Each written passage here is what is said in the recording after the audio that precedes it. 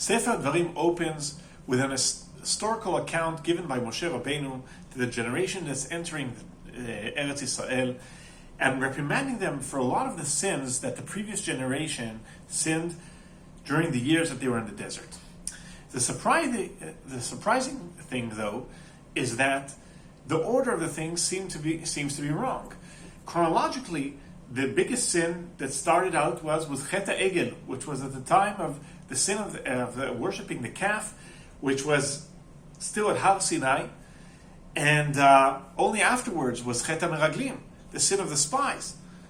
But in our parsha, it appears in reverse order. The first thing that Moshe Rabbeinu mentions is the Chet HaMeraglim, and the Chet HaEgel is only mentioned 2 parshas down the line. Why is that?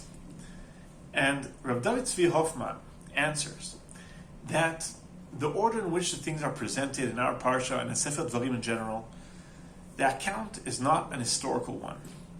It's what's relevant. When you're talking to people, you have to speak to them what's relevant to them and to make sure they don't repeat the mistakes of the previous generations.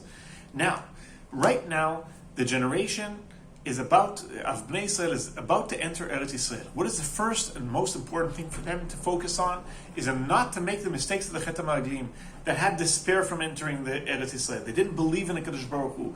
They didn't have the ability to want to be in Eretz Yisrael. So therefore, the Chet HaMeraglim is the first thing mentioned.